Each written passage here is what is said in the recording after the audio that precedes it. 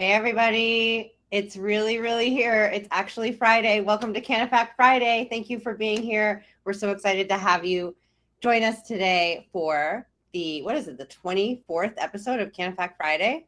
I can't even believe we've done so many. My name is Adriana Hemans. I am here in Los Angeles. I'm from ISA, which is a company specializing in cannabis consumer insights, also based in LA. And I'm joined by my co-host, David Palaschuk, the author of the first and best-selling book on cannabis branding called Branding Bud, the commercialization of cannabis. David is also a consultant who helps companies build more meaningful brands. Welcome, David. Hi, Adriana. Good morning. How are you? I am great, and I love your light. We can see you so well now. Now, as if you couldn't see me before. Thank you. Thank you. Shed some light on it. Yes, I have an influencer light on me now, and I just love the new look in my glasses with the reflection. It's very me, and I'm excited about that. So I'm excited to be here with everybody.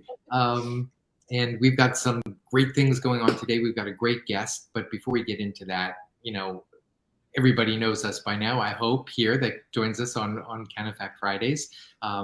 Adriana and I come together.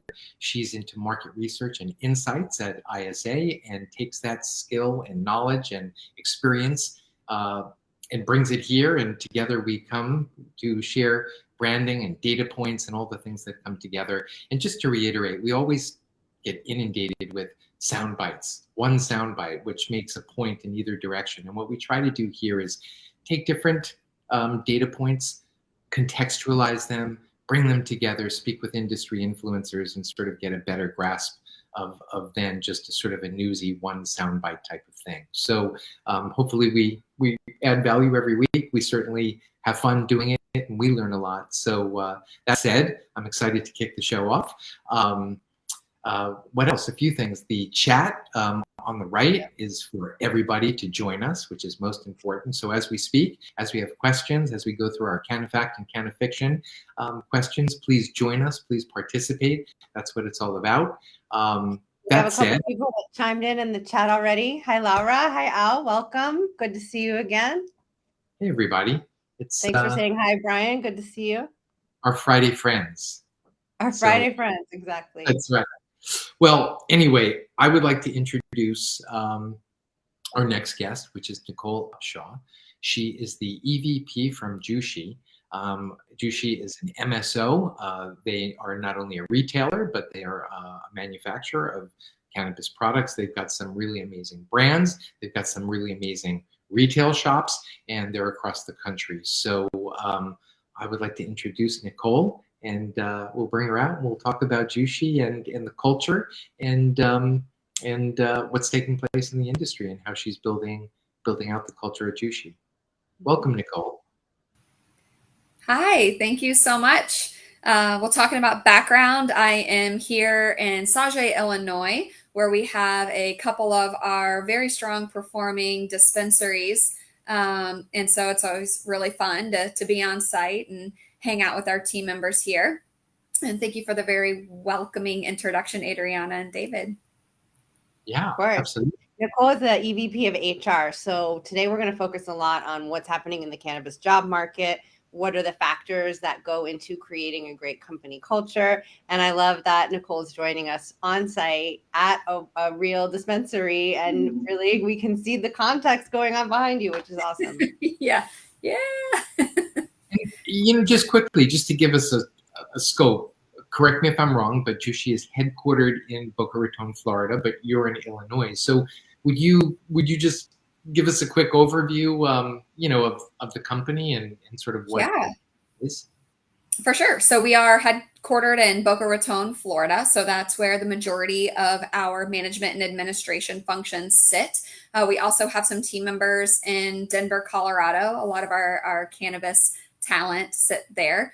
And then we are in Pennsylvania, Massachusetts, Virginia, Illinois, California, Nevada, Ohio is where all of our operations are. So mostly we are vertically integrated, not yet in Illinois or in California, but everywhere else, like you mentioned, we are growing, manufacturing and our retail locations. And so here in Illinois, as an example, we have 4 retail locations and a dispensary license that will open up potentially at the end of the year here in Illinois, making our 5th.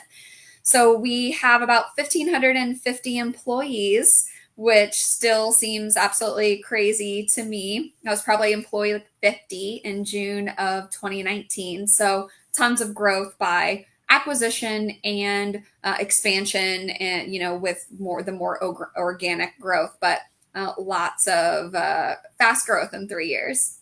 Yeah, that's amazing. You must be so busy. So we really appreciate the time. Yeah. That's pretty. Can we jump in and share a stat from Headset and get us started today? We're going to do a little CANNAfact or CANNAfiction. Yeah. Y'all ready? All right, cool. Let's throw this up. So Headset released a report. Headset is one of our partners. ISA and Headset come together. Headset provides the point of sale data. We do some of the more custom qualitative, and together I think they're really complementary. Just for some background, but they released this report I think a couple weeks ago, and people are really talking about it. I've seen so many posts on LinkedIn. It's just been really gotten a lot of conversation started. And this was the perfect thing to showcase here now that we're talking to somebody who is an expert in human resources. So the CANNAfact or CANNAfiction question is, more than 50% of cannabis retail employees were newly hired in the last 12 months. More than 50%. What do y'all think? CANNAfact or CANNAfiction? Drop your guesses in the chat and we will reveal the answer in a couple minutes. Fascinating. It is. Well, it's interesting, and I'm curious to see if it's CANNAfact or CANNAfiction. But I've heard that there's quite a bit of churn, in the retail stores, and I'm curious. I'm curious to know how much other churn takes place in other types of industries too, which is something I probably should have looked into as well. But I don't know. I'm curious to even know if our industry has more churn than perhaps others. I guess the question would be, what's the churn rate at McDonald's, for example? Mm-hmm. Yeah.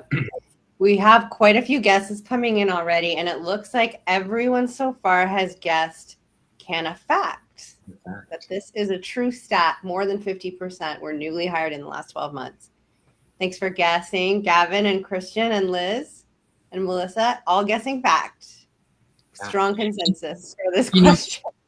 This also begs the question too that I think it's twofold, right? If you think about it, it's not only churn in the more mature markets, but it's also new markets coming on, which also equals a younger, employee tenure. Good point, David. Well, so everybody thinks it's a fact. Nicole, what do you think before we unveil and do our drum roll, which we're still missing our musical notes? We do it by hand. I could do a good drum roll, I would give it to you, but I would be humiliated. I'd have to use the table to do any kind of drum roll. We'll do that in a moment. That's how we usually do it.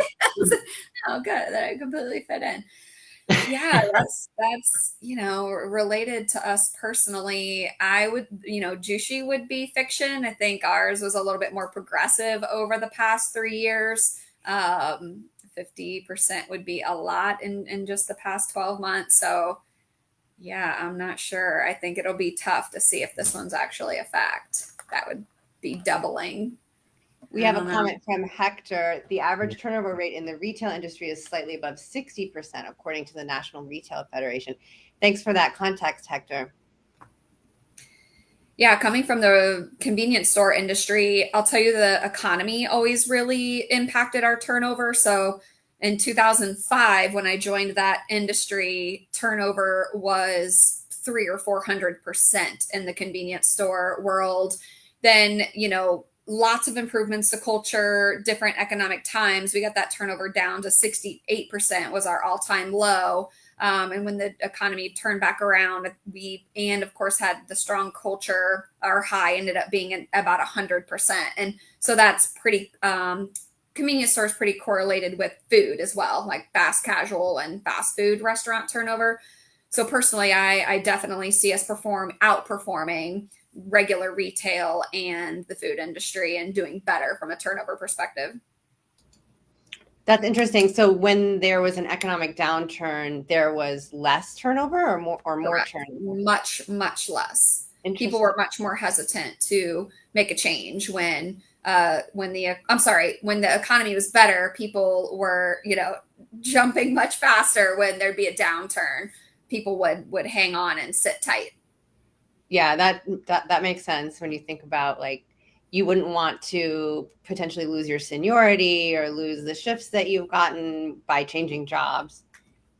Yeah, people are much more risk adverse when, they're hearing about, even I found it to be the power of the media. We've heard nothing but about the great resignation for months upon months upon months. And all of a sudden, just about a week or so ago, I start seeing articles from very reputable sources saying, oh, don't, why you shouldn't apply for every job. A recession is coming. The layoffs that are being posted on LinkedIn. And those things are very influential.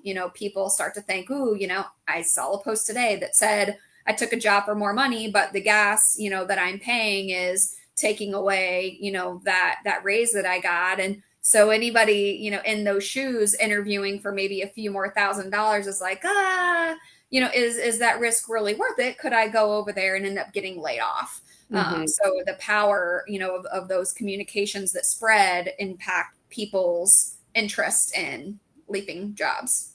Yeah, that makes sense. We have a question from June. What do you say to the recent layoffs and reduction of hours across the industry? Thank you for your question, June.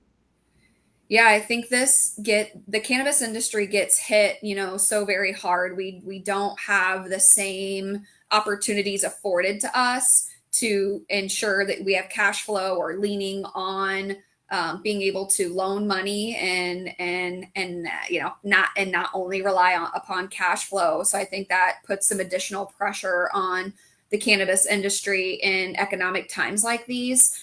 So I think, I'm seeing some make very large reductions in force. And then I think others who maybe are always running it tight, having to make smaller changes of, okay, there really is duplicative efforts here. Do we need to reduce a role? So I mean, every industry, every company is doing this, and cannabis is not immune to it and having to do the same. And honestly, even really have to look even more carefully, because we don't have access to capital in ways that others do. And so I think, this is probably the third time in my 3 years in this industry I've seen this tightening up from the industry, and making sure that everybody is being very mindful, of their expenses and their labor and overhead. I think, and again, depending on who you're seeing how much of it happen, there's been a lot of consolidation in the industry over the past couple of years. And so some companies are carrying even more, of something, and there's more potential for overlap when someone's done 2 or 3 acquisitions, and maybe at the time, they didn't go find those duplicative resources. But now in times like these, they're like, well, we have these 100 roles that actually somebody else is already doing that. And so you're seeing them do a bit larger layoffs. Some really good context there. And we like to point out all the reasons why cannabis is different and special, and it is in a lot of ways, but it's not, of course, immune to market conditions. I think all the guesses have finished rolling in, so let's go ahead and reveal the answer. CANNAfact. Wow. Good job, guys. Everybody guessed it correctly.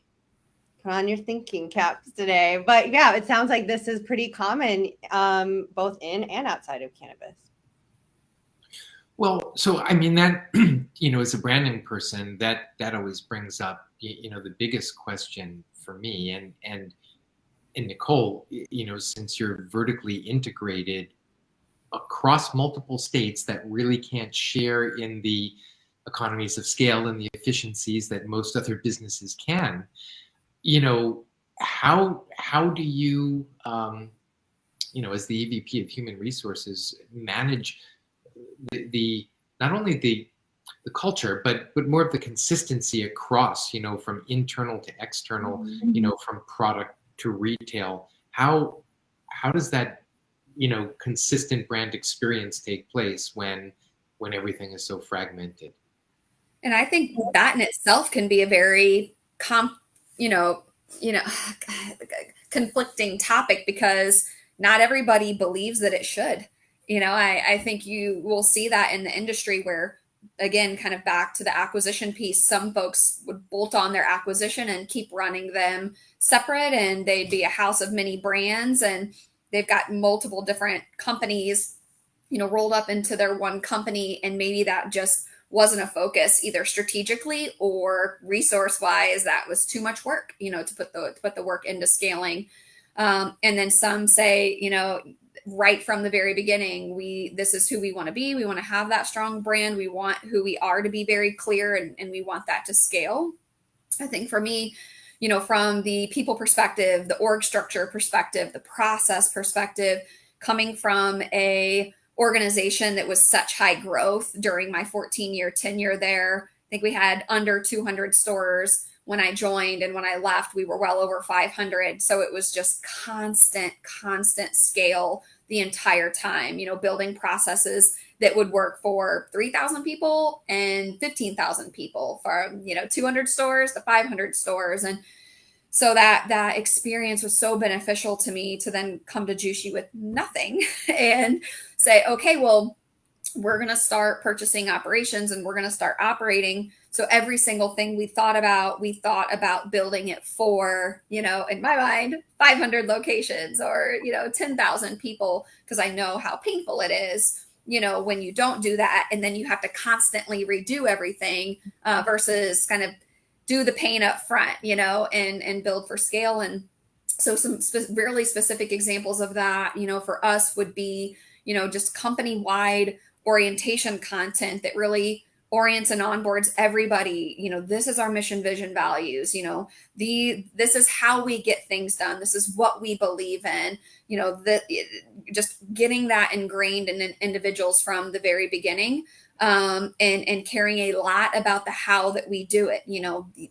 As much as we can within, compliant and all the regs and rules, and from the compliance perspective and quality perspective, we want to build our SOPs and processes to scale.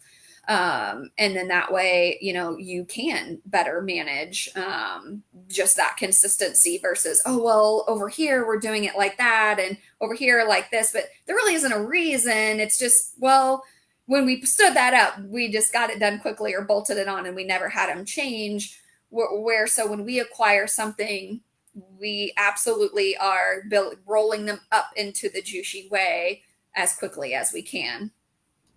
That's great that you have obviously put a lot of thought into what that experience is like from the onboarding perspective, someone who's brand new and just starting, and how do you sort of communicate your company values and thinking about consistency. That was one of the things that was in the Headset report too, was like looking at the differences in turnover from state to state. I think, okay, I have in my notes here, Illinois tends to have the best employee retention, while Colorado and Oregon tend to have the highest rate of turnover. Mm-hmm. Have you seen similar patterns, Nicole, in those places? Not that in particular. We're not in, we don't have operations in Colorado or Utah. I think what wouldn't surprise me about Colorado is the level of options to work in the industry. There are so many, that's going to make it a more supply and demand, high supply of jobs, low, it makes it really easy for the employee to be in control in that situation. Illinois for us, I'd say, is actually more of a higher turnover state. And I think that has a lot to do with the volume. It is a very high volume industry. I think not always are individuals attracted to the role who've done high volume things before. So you really want to work in the industry, and then it's like, whoa, this is like a lot. We are seeing a lot of customers every day. This is a pretty intense job. And so this is one of our higher turnover states on the retail side, but it is very, very, very hit or miss. So, we have states with a ton of retention, So, it's not, when people say, oh, cannabis has high turnover, I'm like, no, I won't subscribe to that, because there are places where we have very low turnover. And a lot of time, of course, the economy is going to come into play. How many cannabis jobs are there, or is it not a lot and people really want to be in cannabis? And so that's going to help you retain your people. But it really has everything to do with who you choose to lead your facility, who you choose to lead your dispensaries. And hands down, I mean, we've hired and promoted the wrong people along the way.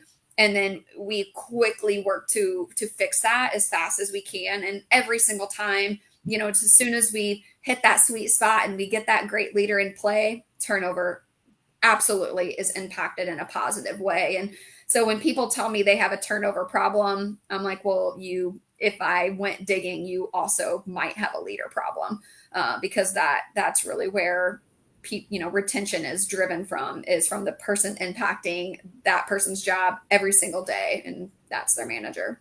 Wow, really good point. It's like that saying, people don't quit jobs, they quit bad managers. And that is very true in an industry like ours.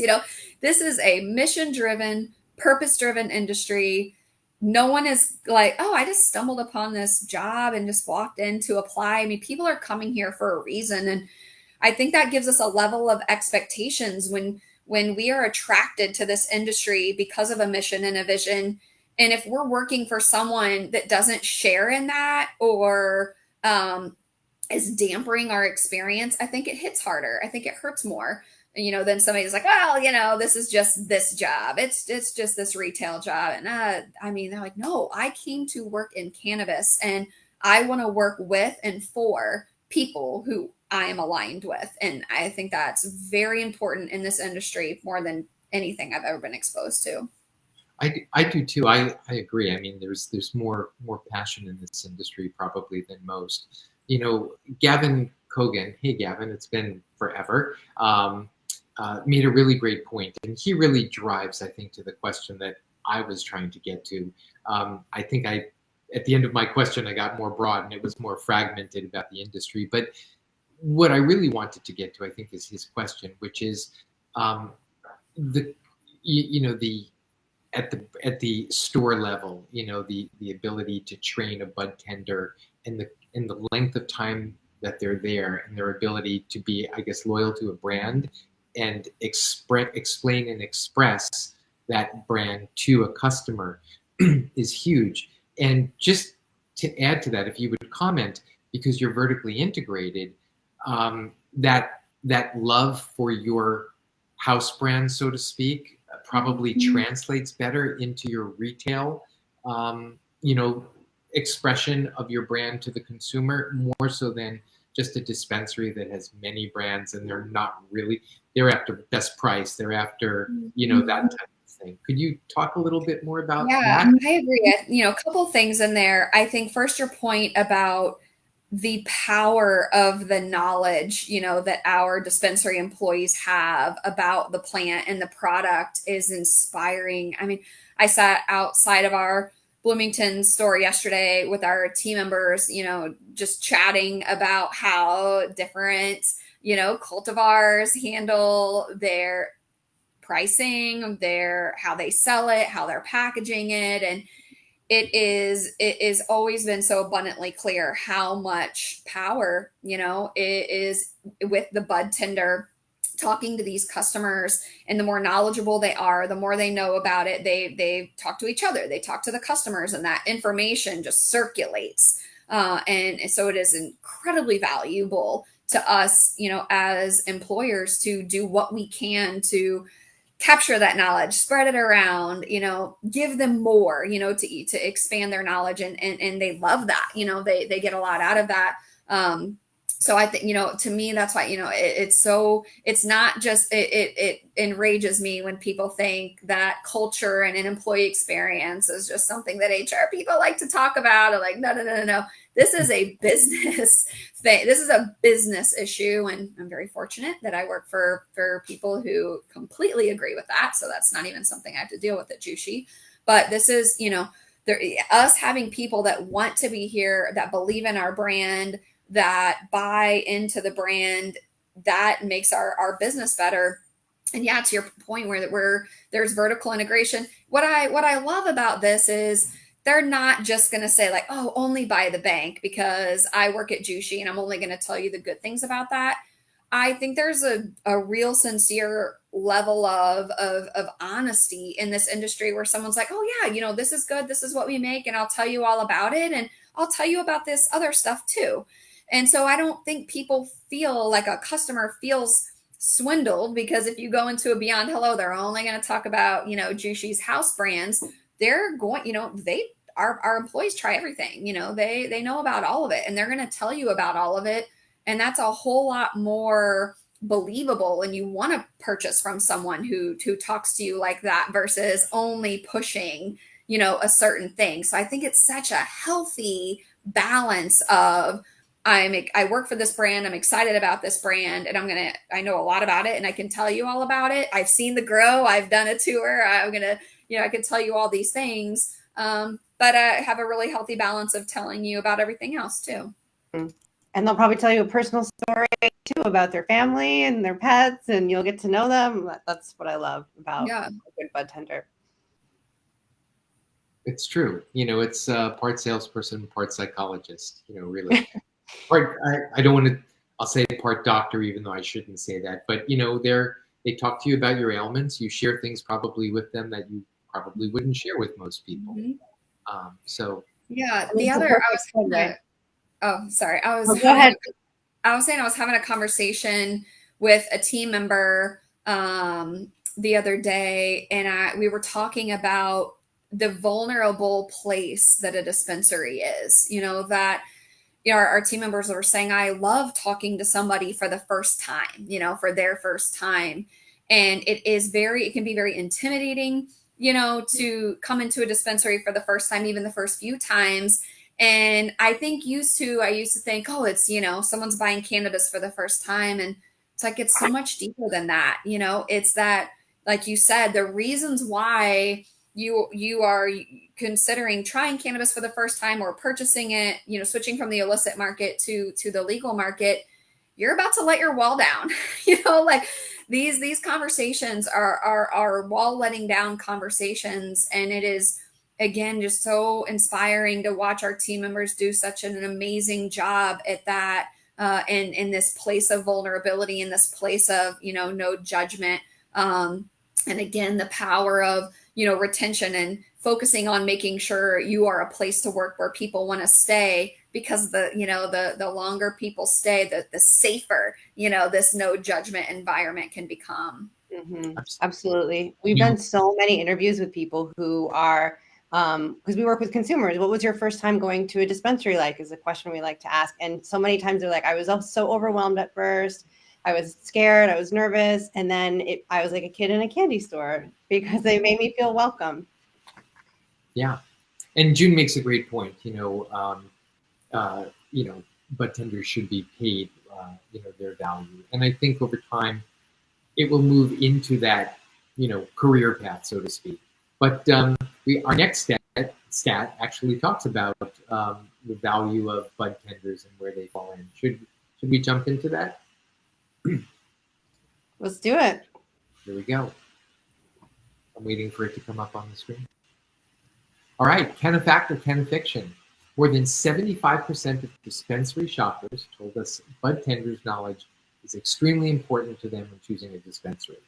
So, here's everything that we're talking about. Do they rely on bud tenders? Do they rely on the bud tenders' knowledge and experience, both about the plant and also consuming specific products, which is really important. So please chime in here if you guys and gals think this is CANNAfact or CANNAfiction. Yeah, take a guess, CANNAfact or CANNAfiction. And we have a comment from AJ. It definitely has been intimidating when visiting dispensaries while out of town. Here on the East Coast, we are getting more states with it being legal, but not as many dispensaries yet. Thanks for that comment.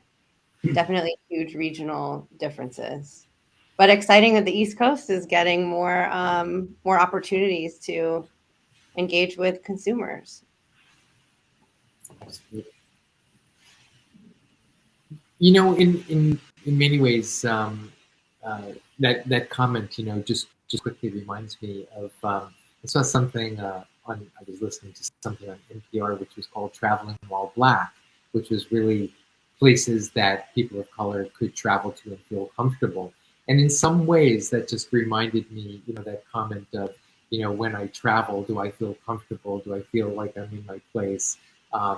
There's definitely a community of consumers that seek to come together and to consume, to find the plant wherever they're traveling. It's just really, it's interesting. We have one fiction out of all the facts, don't we? Yeah, 6 people guessed fact and 1 person guessed fiction. We have a contrarian among us, don't we? It's always good to have one. Yes. Thanks for guessing, Charlene. Good to see you again. That's Charlene. Thank you, Charlene. Nicole, do you want to take the guess before we do the reveal? Definitely going fact. Fact. Okay. All right. Well, we didn't do it before, but we'll do the drum roll. Nice drum roll. It is CANNAfiction. Charlene was correct. That's right. Charlene killed us. Knowledgeable bud tenders are extremely important. Still a very significant number, but not as high as over 75%. This was a trick question. I couldn't just have them be all easy. That's right. But yeah, this was a close one. I think there are obviously 63% say it's extremely important, and some say it's somewhat important. But I think there's also that segment of the market that's like, I know what I want. I already know what I'm here to buy and what brand I'm interested in. And I don't really care if I get to have a dialogue with a bud tender. I'm just going to be in and out. And others really enjoy that dialogue. I mean, I think this completely just sheds light on, just the dynamics of our consumer. So 10%, like you said, ready to come in. I've already reserved my order. I'm just going to do express pick up and get out. And, the other 90% are looking for that interaction and looking for what's new. What are you hearing about that? So that's a pretty big split. Yeah. And this reminds me too of, and there's a little quote that you'll read there on the bottom. So I really love what Jushi's chief creative officer, Andreas, said once at a conference I overheard. He was on stage speaking and I was listening, talking about engaging with the community and how that's really important. And it can be done on many levels, not just on talking about the products, but also like talking about people's pets or talking about like issues that are important to the local community. I'm curious if you see that playing a role in what you do, Nicole, with keeping employees engaged. Oh my gosh. Back to the mission-driven, purpose-driven team member. That isn't just about cannabis, I think a lot of us are mission, purpose-driven about a lot of things. We recently launched our employee resource group that focuses on diversity, equity, inclusion, and just overwhelming, participation from our team members. We have kind of many different pillars of that, and it's very team member led. So there are a couple of us that executive sponsor it, but our team members are completely leading, our initiatives in that area. And it is, to hear them speak about it when we're working on setting up a event where we can get medical cards out to people and educate them on that, in Philly, or we're supporting a Last Prisoner project right now in our dispensaries and taking donations at our registers, to support, that initiative. I mean, we spend so much time working and, doing what we do to be able to take care of our families. If we can also, and we should all also find many ways to get enjoyment out of that. We put so much into it. And so I think that gives, that just fuels us up, to do what we do. So 1,000%. I mean, that it just goes beyond just the plant, but how do we in other ways, put good out there back into the world? That's important. There's been a number of comments, excuse me, in the sidebar about educating bud tenders. Someone said bud tenders still use indica and sativa. Um, I know that there are, for example, Zoll Train is one example of an online platform for training bud tenders where the information is supplied by the brands themselves, right? So would you mind talking a little bit about that? Because that seems like a hot topic here. Yes. How I think how do you, Yeah, I think that's still a massive gap in the industry as a whole. And I mean, it's one of those things where when everybody has 100 things to focus on, training, can tend to fall down. It's like, okay, if I deal with this compliance issue or, um, which is unfortunate. I think, from my perspective, of course, as a human resources professional, in my mind, I'm like, if we start focusing on that right off the bat and build those training programs and platforms, and we have a culture of learning, that's going to do a lot of prevention for the company.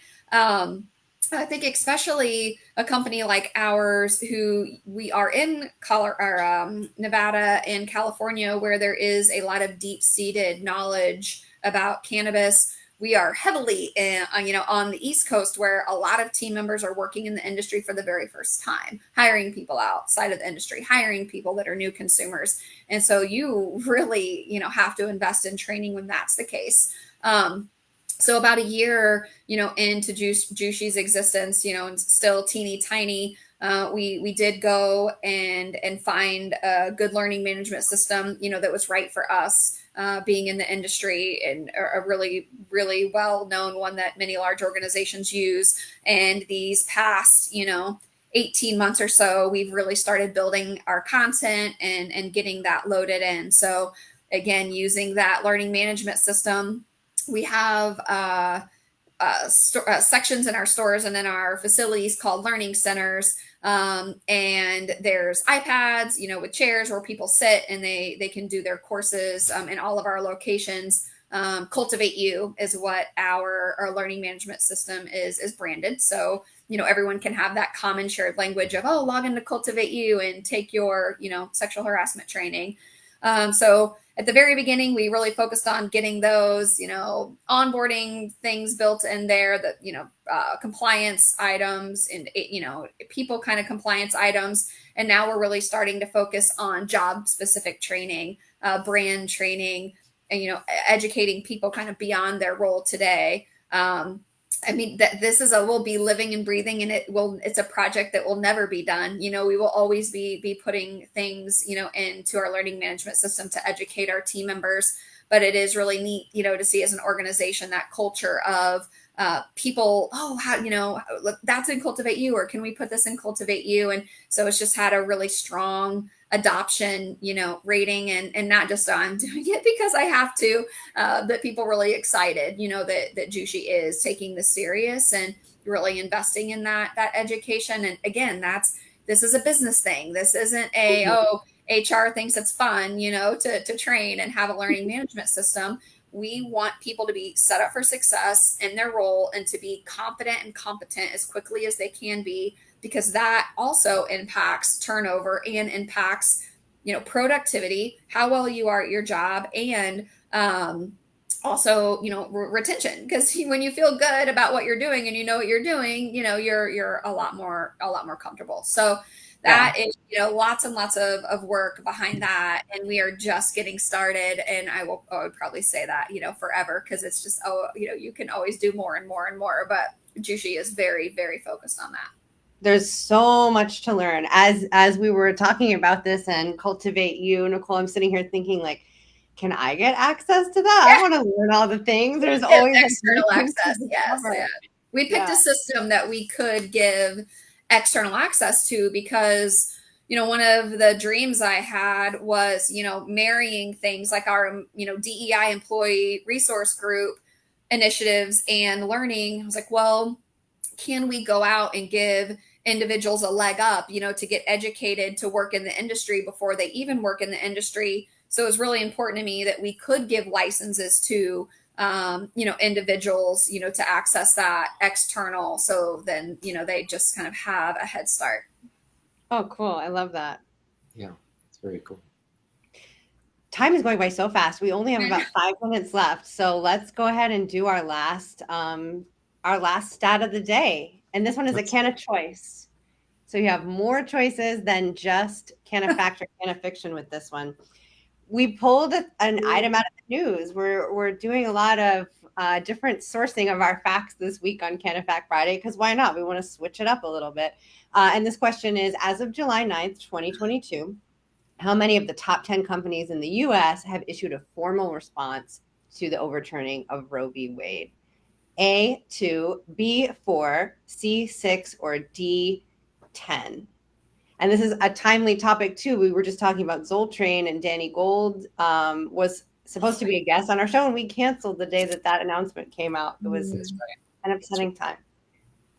So we've come full circle. Yeah.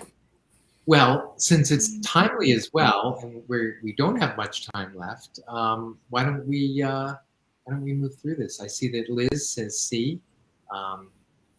Two guesses for C, 3 guesses for C. It seems like that one is the consensus. Yep, Charlene said C. Nicole, any thoughts? I have no idea. I was worried about what we were doing. And the doctor is the one that's stepping aside now. He's the outlier here. Well, we have one guess for A. Okay, one guess for B. Let's see what the answer is. It is B. That's right. 4 out of the top 10 have issued a formal statement. Wow. I thought this was an interesting topic to bring up with you, Nicole, just because we see a lot of companies taking a stand more on social issues now than they used to. Mm-hmm. And curious what your thoughts are. Is it important for companies to do this in order to maintain their company culture? Yeah. So, I think this is a controversial topic that I have no problem, sharing my personal opinion on.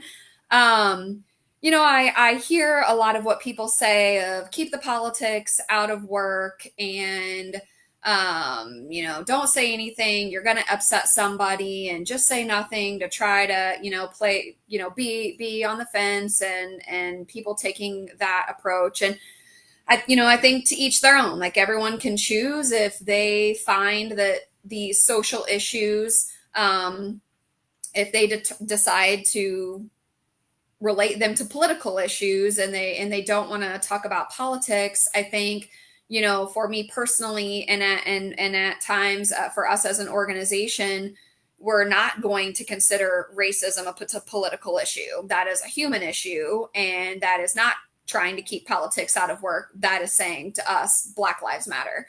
That is for us talking about women's rights or rights for anyone. These are social issues. These are human issues that we are very comfortable to speak out on where we believe. And we did, when we received the news that it was going to be overturned, that day, we were on a call saying, what are we going to do and what are we going to say, because we are saying something. And so that, we had that time to say, how are we going to respond? What we care about is responding to our team members. What are we going to say to them so they know where we stand? And when they hear that news that day, what is going to be our response to them, which was really our direction. The day that the news came out, and we let employees know that we would be covering travel for them if they needed to travel out of state, in addition to our healthcare plan already does cover abortion. And we also would be helping them with travel costs if they needed to do so. I heard I've received more responses to a organizational communication that I sent out that day than any other day, probably in my career, but especially at Jushi. And people were just like, wow, not only was that bold, but that was fast. And I think that is a big part of it, is say something quick, because if you're just waiting to see who does and who doesn't, people also read into that. Like, well, do you really feel that way? Or were you just really waiting to see what everybody else does and do something, or choose not to do something? Where we said, the timeliness of our response, we also want to send a message. But I heard someone I heard someone speak actually a few weeks before this happened, and he said, and it was he was actually a prior head of HR for Amazon, and he said, you know, you're going to upset people no matter what. It's like 60%, say something, 60% are going to agree with you, and then you're going to upset the other 40. But regardless, people want to know where you stand. And they can choose to rock with you and work with you and shop with you or not, but it's more upsetting to not know where someone stands. So for us, that's really what we believe. Like, we are going to say where we stand. We are grateful if you align with us and you want to be here, or if you maybe don't, but you still want to be here. And we're okay if you say that you don't and you don't want to be here. I did not receive one message after I sent that out that day saying, how terrible are you, Jushi? I can't believe you're going to do that. And Nicole, you're such a bad person, for sending this out. Not one. But I do think it's important, and I understand where, when people are coming from, and they don't think that companies should do that. But I think they've got to understand that these companies are not logos. These logos mean nothing. It's a logo. It doesn't live, it doesn't breathe. There's no human attached to that logo. That logo isn't doing anything to get anything done for the company. Mm-hmm. It's for me, 1,550 people that I wake up every day passionate about representing. That is the company. And that's what I have to think about, how they feel, and them knowing who they are choosing to show up to work for every day. Do our values align with theirs? And I want that opportunity to be able to make that decision for myself. And I want our people to be able to do the same. So I know it's, people feel differently about it, but that's kind of my position.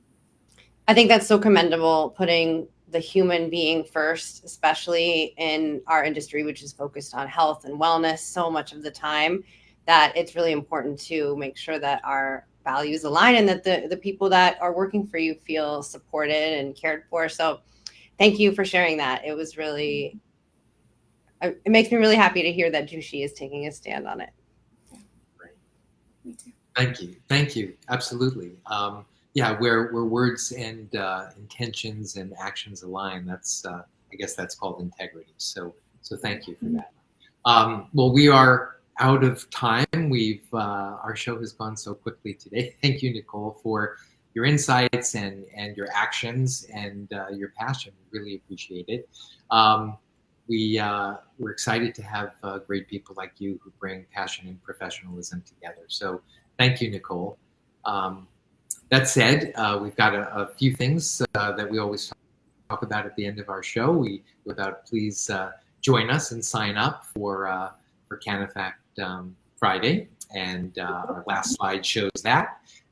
And our next guest for next week is John Hartzell, and John is from DISPO, which is a cannabis packaging company based in Arizona, and we're excited to talk to him about packaging and how important packaging is to the cannabis equation as well.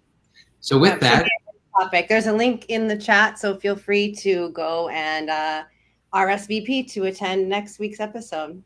Thanks to everybody who commented, and thanks to everyone who joined us today. It was a great discussion, and have a wonderful weekend. Thank you. Bye-bye. Bye.